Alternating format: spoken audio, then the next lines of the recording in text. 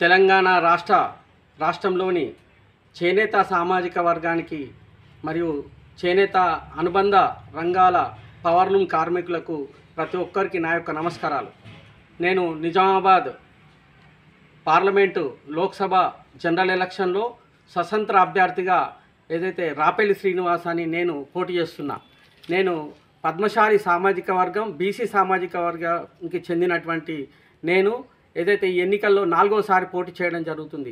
ప్రధానంగా బీడీ కార్మికుల సమస్యలతో పాటు బీడీ కార్మికుల సంక్షేమానికి ఒక ప్యాకేజీ, ఆర్థిక ప్యాకేజీ కావాలి అనే ప్రధానమైన అంశాలతో పాటు అయితే సంఘటిత అసంఘటిత రంగాల కార్మికుల తరపున చట్టసభల్లో గొంతెత్తాలనే లక్ష్యంతో మీ ముందుకు రావడం జరుగుతుంది.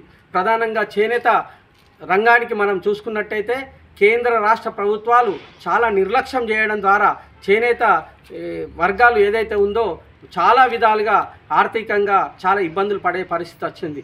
ఏదైతే తెలంగాణలో ఉన్నటువంటి అనేక చేనేత సహకార సంఘాలకు కానీ పవర్లూమ్ కార్మికులకు కానీ ఎటువంటి కేంద్రం కానీ రాష్ట్రం కానీ ప్రత్యేక నిధులు కేటాయించకపోవడం ద్వారా చాలా విధాలుగా ఇబ్బందులు పడుతున్నారు. ఇక్కడ నిజామాబాద్ ఏదైతే పార్లమెంట్ నియోజకవర్గంలో నిజామాబాద్ చేనేత సహకార సంఘం ఇట్లా ఈ విధంగా ఉంటే ఇవాళ ఇంత 100 మందికి ఉపాధి ఇచ్చినటువంటి ఏదైతే చేనేత సహకార సంఘం కుదేలైపోయే పరిస్థితి తీసుకొచ్చిందంటే చాలా ఘోరమైన పరిస్థితి.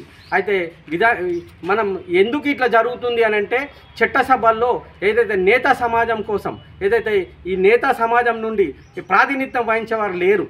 ఎందుకంటే గత వేరే కులాలను వేరే కుల వృత్తులను చూసుకున్నట్టయితే చాలా తేడా ఉంది.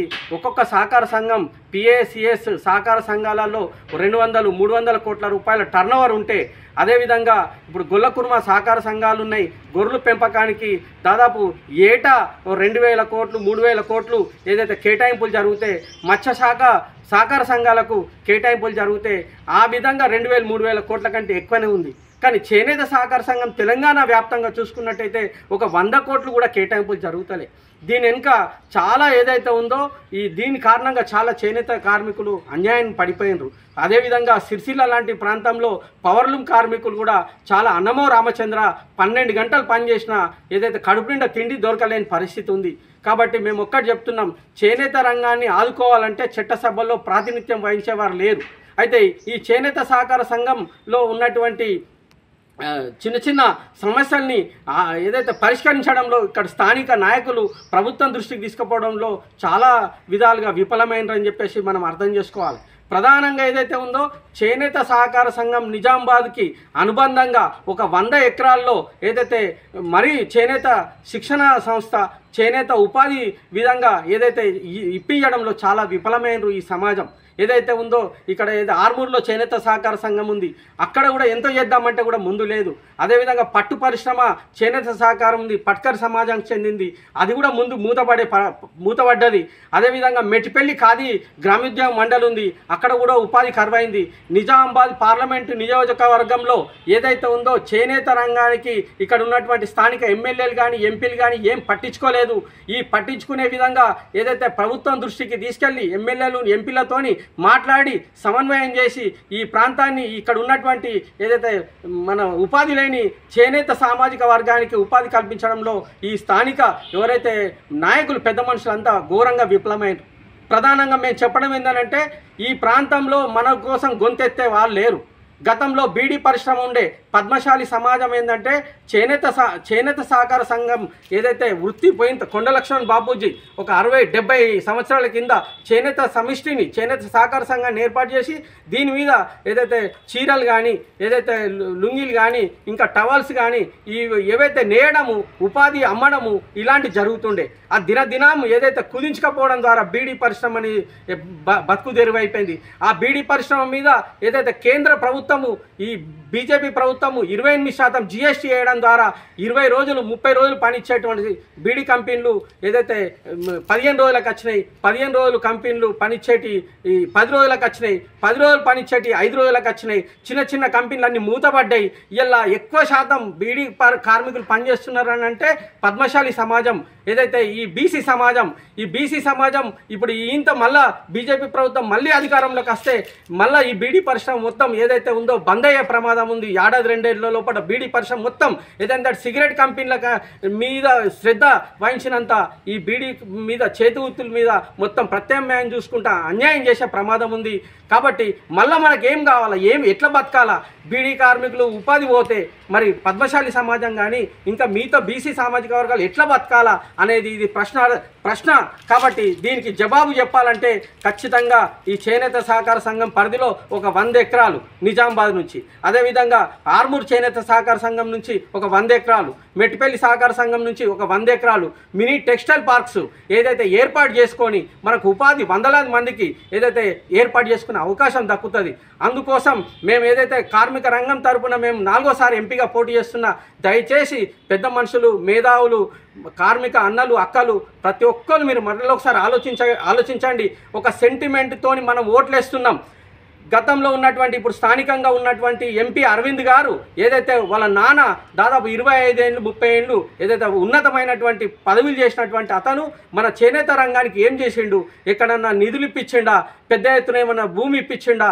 సిరిసిల్లలో ఉన్న విధంగా టెక్స్టైల్ పార్క్ ఇప్పించిండా? మీరు ఆలోచించాలి. అదే అతనే మళ్ళీ మొన్న 5 సంవత్సరాలు ఎంపీగా ఉన్నాడు. ఎంపీగా ఏం చేసిండు? ఇది మీరు ఆలోచించండి. దయచేసి మేము చెప్తున్నాం, ఎంపీగా ఆయనకు అపారమైన నిధులు ఉంటాయి. కేంద్ర చేనేత బోర్డు నుంచి, చేనేత రంగం నుంచి చాలా విధాలుగా నిధులు ఉంటాయి. ఏదన్నా మీటింగ్ పిలిపించేసి మీరు ఈ విధంగా డెవలప్ కాండి అని చెప్పి ఏ రోజు సూచించిన సందర్భాలు లేవు.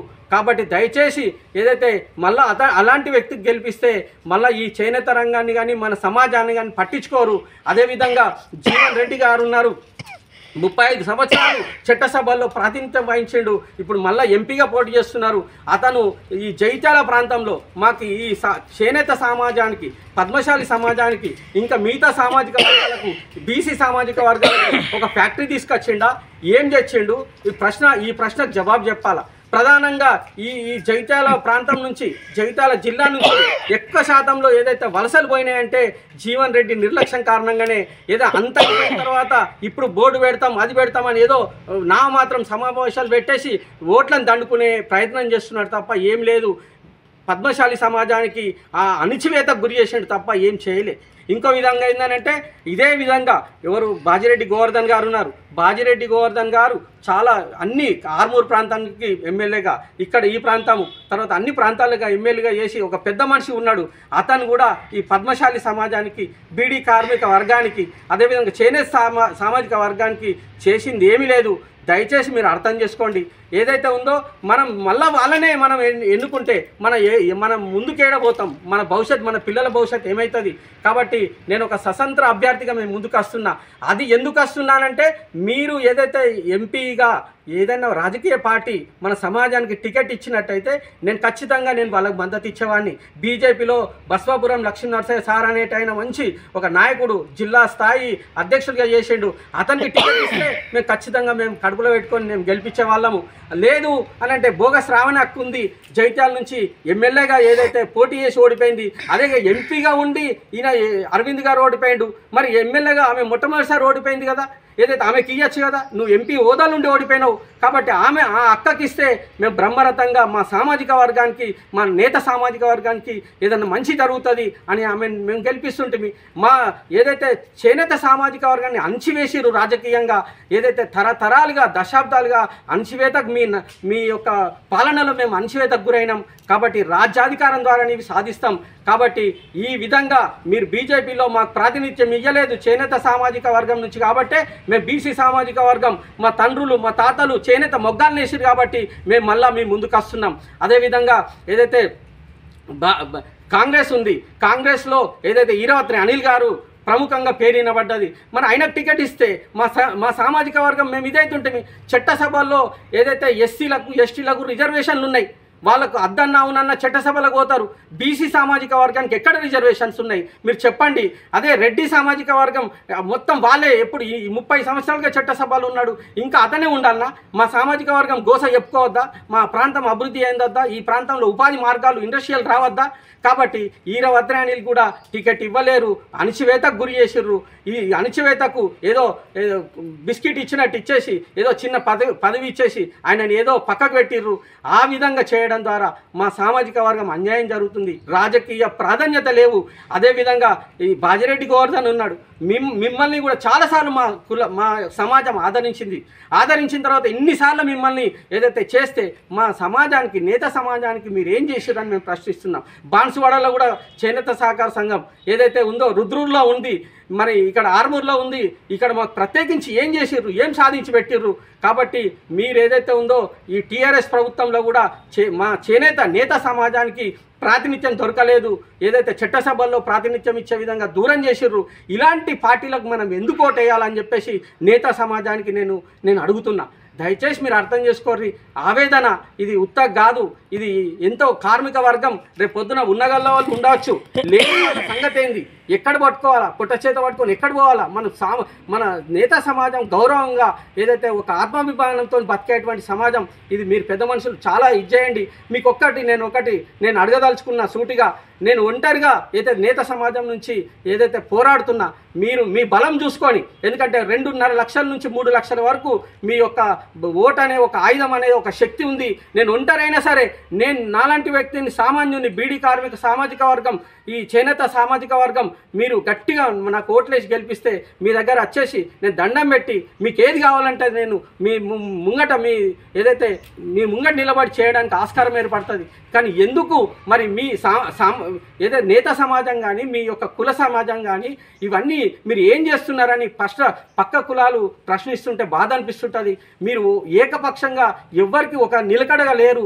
ఏ సమాజానికి మీరు, ఏ పార్టీకి కూడా మీరు ఎక్కడ కూడా ఒక నిలకడగా ఉండరు అనేది ఒకటి చాలా చులకగా మాట్లాడుతుంటే బాధ అనిపిస్తుంది. కాబట్టి దయచేసి నేను ప్రధానంగా చెప్తున్నా, నిజామాబాద్ నాలాంటి సామాన్యుడిని గెలిపిస్తే ఒక సేవకుడిగా, మీ దాంట్లో ఒక మామూలు సామాన్యుడిగా నేను మీ దగ్గరికి వచ్చి, అంత శక్తి ఉంది కాబట్టి మేము మిమ్మల్ని అడుగుతున్నాం. మాకు అన్యాయం చేసినాయి రాజకీయ పార్టీలు, ఈ టీఆర్ఎస్ కానీ, ఈ బీఆర్ఎస్ అండ్ కాంగ్రెస్, బీజేపీ, ఈ పార్టీలు మాకు టికెట్లు ఇవ్వలేవు మా సామాజిక వర్గానికి. అదేవిధంగా ఇప్పుడున్న నిలబడ్డ అభ్యర్థులు మా సమాజాన్ని అణచివేతకు గురి చేసినాయి తప్ప ఏం చేయలే. అందుకోసం ఒక స్వతంత్ర అభ్యర్థిగా మేము ముందుకు వస్తున్న బలమైన శక్తిగా ఓట్ బ్యాంక్ ఉన్నాం. ఖచ్చితంగా మీరు ఓట్లేస్తే చట్టసభలకు వెళ్ళొచ్చు, వెళ్ళి ఎవరుంటే వాళ్ళ కాళ్ళు మొక్కచ్చు.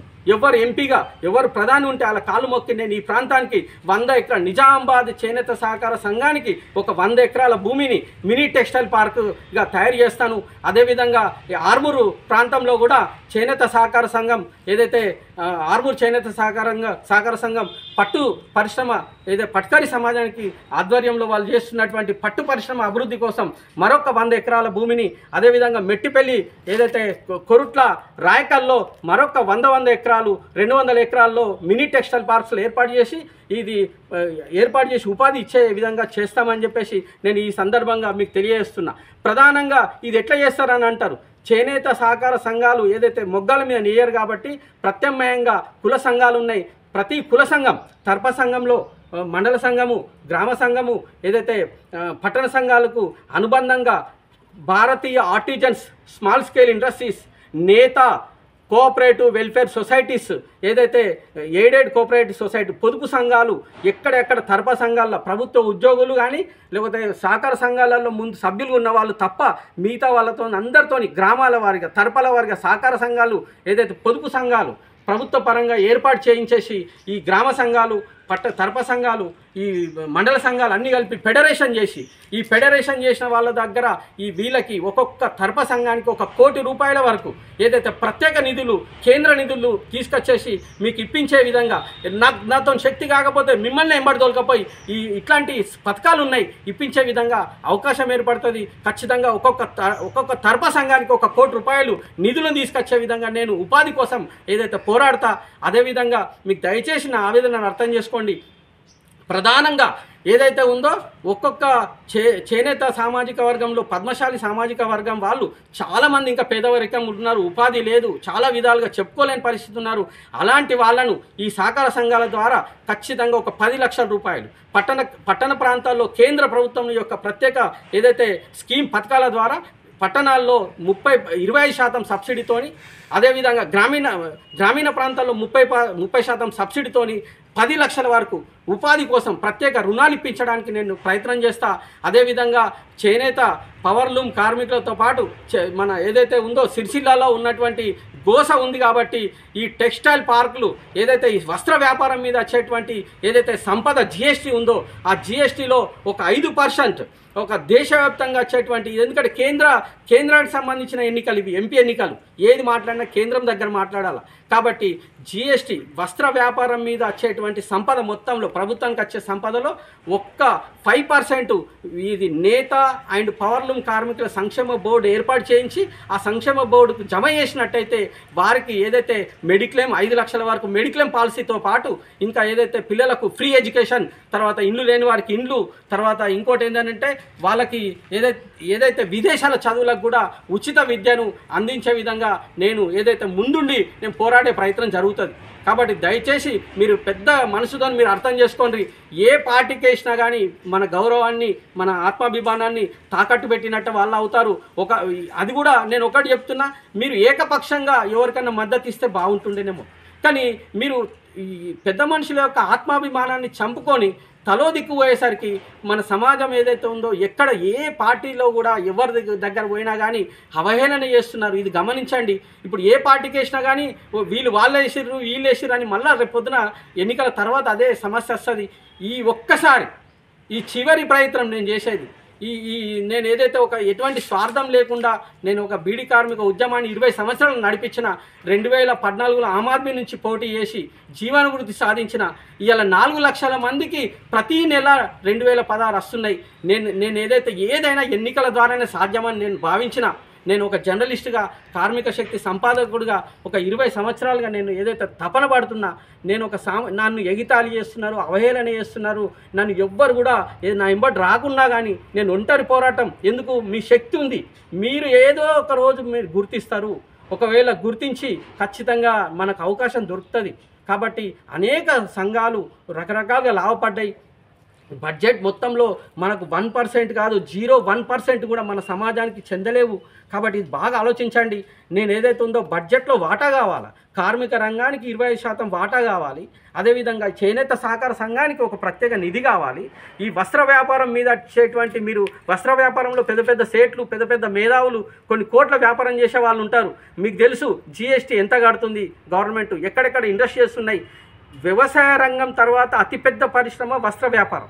ఈ వస్త్ర వ్యాపారం మీద ఏదైతే ప్రభుత్వానికి వచ్చేటువంటి జిఎస్టీ దేశ సంపద మొత్తంలో అందులో ఒక 5% తీసేస్తే, ఇందులో ములింలు కానీ, అక్కడ పనిచేసే గుమాస్తాలు కానీ, అక్కడ బట్టల దుకాణంలో పనిచేసే వాళ్ళకి కానీ ఒక ప్రత్యేక ఐడి కార్డు ఇస్తే వాళ్ళందరికీ ఏదైనా బెనిఫిట్ అయ్యే అవకాశాలు ఉంటాయి. కాబట్టి నేను ప్రధానంగా మరొక్కసారి చెప్తున్నా, నాలాంటి సామాన్యుడికి మీరు అనుకుంటే మాత్రం ఒక 2 రోజులలోనే మొత్తం ఏదైతే ఉందో తెలంగాణలో ప్రత్యేకమైనటువంటి గుర్తింపు మన నిజామాబాద్ నియోజకవర్గంలో ఒక ఉవ్వెనలాగా మనకు ఏదైతే ఈ ఉద్యమం లాగా ఈ ఓట్ల పండుగలో మనకు అవకాశం దొరికే అవకాశం ఉంది. ఇది జారీ చేద్దు. నేను మళ్ళా ఇంతసేపు చెప్తున్నానంటే, నేను ఎక్కడ పోయి పెద్ద మనుషులకు చెప్దామన్నా నాకు అవకాశం ఇస్తలే. నేను పెద్ద మనుషుల దగ్గర పోయి అయ్యా మీ సంఘంలో చేనేత సంఘం గురించి, చేనేత కార్మికుల గురించి, భవిష్యత్తు గురించి నేను చెప్తా, నేను అవకాశం ఇయ్యండి నాకు వేరే పార్టీలకు ఇస్తున్నారు తప్ప నాకు ఇస్తలేరు. నేను అదే ఆవేదనతోని ఇక్కడ ఏదైతే మొత్తం కుంటు పడిపోతున్నది ఇట్లాంటి నేను ఏదైతే మా బాధ. కాబట్టి భవిష్యత్తులో ఇదైపోదు, ఏది ఇండస్ట్రీస్ బీడీ ఇండస్ట్రీస్ క్లోజ్ అవుతుంది. రేపు పొద్దున బీజేపీ గవర్నమెంట్ వచ్చినా, కాంగ్రెస్ గవర్నమెంట్ వచ్చినా, ఏదొచ్చినా క్లోజ్ చేసే వరల్డ్ హెల్త్ ఆర్గనైజేషన్తో ఒప్పందం చేసుకున్నారు వాళ్ళు. ఏదైతే అదే విధంగా ఆంక్షలు పెట్టిర్రు. ఈ రెక్కల కష్టంతో బీడీలు చేస్తే మొత్తం బీడీ పరిశ్రమ కుదేలవుతుంది. ఈ పరిశ్రమ పోతే మనకు దిక్కు లేదు. ఉన్నవాళ్ళు ఉండొచ్చేమో, లేని వాళ్లకు ఈ కడుపు చేత పట్టుకొని ఇంకెక్కడ వలసలు పోవాలి. గత 20, 30, 50, 60, 70 సంవత్సరాల వలసలు చేసిర్రు. ఇక్కడ నుంచి భీమండి పోయినరు, ఏదైతే షోలాపూర్ పోయినరు, ఔరంగాబాద్ పోయినరు, తర్వాత గుజరాత్ పోయినరు. ఈ వలసలు పోయినటువంటి పాపము గత పాలకులు. కాబట్టి అలాంటి సమస్య రావద్దు. కాబట్టి మంచి మన కుటుంబాలు, మన నేతన్న కుటుంబాలు, పద్మశాలి సమాజము, అదేవిధంగా పట్కరి సమాజము, దేవంగ సమాజము, తర్వాత ఇతరత్ర రంగరాల సమాజము, ఇదంతా దాదాపు 16 నుంచి 18 కులాలు ఏదైతే ఉందో చేనేత సమాజానికి చేనేత పని చేసుకునే దానికి సంబంధం ఉన్నటువంటి సమాజాన్ని ఏదైతే గత పాలకులు ఏదైతే నిర్వీర్యం చేసిర్రు కాబట్టి ఈ రాజకీయంగా మనం లేవు కాబట్టి మనకి ఏం అందుతలేదు కాబట్టి ఏదైతే మీరు మరొక్కసారి నా ఆవేదనను అర్థం చేసుకోండి. నేను ఏదైతే సంఘాలలో మీటింగ్ పెట్టి నేను చెప్పుకుంటా అంటే మీరే ఫోన్ చేసుకోండి. ఎవరికైనా సరే తరప సంఘాలు కానీ మీతో వాళ్ళకి కానీ ఎవరికైనా నువ్వే ఫోన్ చేసుకొని నువ్వే మీటింగ్ పెట్టుకో, మేము ఏదైతే పిలువము అని అంటే నేను ఒక కులాభిమానం, నేను బీసీ సామాజిక వర్గం పద్మశాలి సమాజానికి మా తండ్రి మొగ్గం నేసిండు, మా తాత మొగ్గం నేసిండు, మా నాయనమ్మ మా అమ్మమ్మ మా నాయనమ్మ రత్నం చుట్టింది, మా నాయనమ్మ ఏదైతే జాకెట్ పీసులు అవి ఇవి తయారు చేసుకొని అమ్ముతుండే. అంటే మేము మా వృత్తి చేనేత పోయిన తర్వాత బీడీ రంగం బీడీ మీద బతికినాం. కాబట్టి దయచేసి మన భవిష్యత్తు ప్రణాళికతోని చేనేత అంటే చేనేతనే కాదు, మరొక్కసారి చెప్తున్నా, భారతీయ ఆర్టిజన్స్ చేనేత అనేది ఇప్పుడు చేయలేకపోతే ప్రత్యామ్నాయ ఉపాధి దిక్కు మళ్ళాలంటే భారతీయ ఆర్టిజన్స్ అంటే భారతీయ కళలు, భారతీయ artisans and small scale industries అంటే కుటీర పరిశ్రమలు, భారతీయ ఆర్టిజన్స్ అంటే భారతీయ కళలు కుటీర పరిశ్రమలు అండ్ నేత అంటే నేత cooperative aided cooperative society limited తరపాల వారీగా రిజిస్ట్రేషన్ చేసుకొని మీ సంఘాలు అట్లనే ఉంటాయి, తరపా సంఘాలు అట్లనే ఉంటాయి, పటిష్టంగా ఉంటాయి. దానికి అదనంగా పక్కకు సహకార సంఘం అనేది మనం రిజిస్ట్రేషన్ చేస్తాం. చేసిన తర్వాత అందులో ప్రభుత్వ ఉద్యోగులు పిఎస్సిఎస్ కానీ ఇంకా సహకార సంఘం లేని వాళ్ళని అందరినీ ఇలా సభ్యులుగా చేర్చుకుంటాం. సభ్యులుగా చేసుకొని ప్రతి తరప సంఘాలు పోయి అన్ని తరప సంఘాలతో ఒక ఫెడరేషన్ అవుతుంది. ఆ ఫెడరేషన్ పోయి మళ్ళీ జిల్లా సంఘాల్లో ఫెడరేషన్ అవుతుంది, జిల్లా పోయి రాష్ట్ర స్థాయి ఫెడరేషన్. ప్రతి నెల 100 రూపాయలు పొదుపులకు వెళ్ళాలి. ఆ 100 రూపాయలు ఈ మహిళా సంఘాలు పొదుపు సంఘాలు ఎట్లా అట్లా చేయాలి. అంటే మన రాష్ట్రం మొత్తంలో ఈ విధంగా చేయడం ద్వారా ఈ సంఖ్య అనేది ఆడిట్లో రిపోర్ట్ అవుతాం. రిపోర్ట్ అయిన తర్వాత మాకు ఇంతమంది సభ్యులు ఉన్నారు, మాకు ఇయ్యుండ్రి అంటే ఒక 100 ఎకరాల భూమి ఇస్తే ట్రైనింగ్ సెంటర్స్ ఉంటాయి, అల్లికలు ఉంటాయి, ఇంకా రకరకాలమైనటువంటి ఏదైతే ప్రభుత్వం నుంచి శిక్షణ సంస్థలు వస్తాయి, ఇవన్నీ జరుగుతాయి. కాబట్టి మేము మరొక్కసారి నేను ఇంత బాధతోనే ఎందుకు చెప్తున్నాను అంటే మీరు అర్థం చేసుకోండి. కాబట్టి ఇవన్నీ సాధించాలంటే ఒక సామాన్యుడికి మీరు ఎంపీగా బీడీ పరిశ్రమ, కార్మిక రంగం, నేతన్నల సామాజిక వర్గం ఈ రెండు ఒక్కటైతే ఖచ్చితంగా ఇంతకాలంగా ఏదైతే మనం దగాపడ్డామో, అన్యాయానికి గురైనమో ఇవన్నీ దాదాపు ఒక 2 సంవత్సరాల లోపల మనం సాధించడానికి అవకాశం ఉంటుంది. కాబట్టి నేను తప్పుగా చెప్తే నన్ను గుర్తించకండి. నేను ఇంత ఆవేదన చెప్తున్నది మరొక్కసారి మీ పెద్ద మనుషులు ఏదైతే జిల్లా స్థాయి కానీ రాష్ట్ర స్థాయి కానీ ప్రతి తరఫా ఏదైతే గౌరవ సభ్యులు తర్వాత తరఫా కార్యవర్గము, అధ్యక్ష కార్యవర్గము, మండలము అండ్ జిల్లా పట్టణము వీరందరికీ మరొక్కసారి చేతులెత్తి నమస్కారం చెప్తున్నా. నేను ఏదైతే నిజామాబాద్, ఆర్మూర్, బోధన్, నిజామాబాద్ రూరల్, బాల్కొండ, కొరుట్ల, జైత్యాల సమగ్ర అభివృద్ధి కోసం నేత సమాజం సంక్షేమం కోసం దాదాపు ఒక 500 కోట్ల రూపాయలు ప్రత్యేక నిధులను ఏదైతే ఉందో ఒక సంవత్సరం లోపల ఇప్పించే విధంగా నేను పోరాడతా. అది నాకు తెలుసు. ఎందుకంటే నేను ఊరూరుగా చేనేత సహకార సంఘం, పిఎస్సి సహకార సంఘం ఇంటర్వ్యూలు చేసేటప్పుడు ఒక్కొక్క సంఘం టర్నోవరు 200 కోట్లు, 100 కోట్లు, 300 కోట్లు, ఎత్తొండ లాంటి సహకార సంఘం పిఎస్సిఎస్ సహకార సంఘం 600 నుంచి 700 కోట్ల టర్నోవర్. ఇంత పెద్ద టర్నోవర్ అయితే ఒక్క రాష్ట్ర వ్యాప్తంగా ఉన్నటువంటి చేనేత సహకార సంఘం టర్నోవర్ చూసుకుంటే 90-100 కోట్లు కూడా లేదు. మనం ఎప్పుడు డెవలప్ అవుతాం, ఎక్కడ పోతాం? అదే మిగతా వేరే సహకార సంఘాలు చూసుకుంటే కూడా ఎంత ఆర్థికంగా బడ్జెట్ ఎంత ఇచ్చిందో మీరు లెక్కలు చేయండి. మన ఆత్మాభిమానం పెంచండి. మన ఏదైతే ఉందో ఇవాళ ఎన్నికలు అయిపోగానే మనని చులకనగా చూస్తున్నారు. మీ యొక్క శక్తి చూపించండి. నేను ఏదో స్వార్థంగా నేను మీ ముందుకు రావట్లేదు.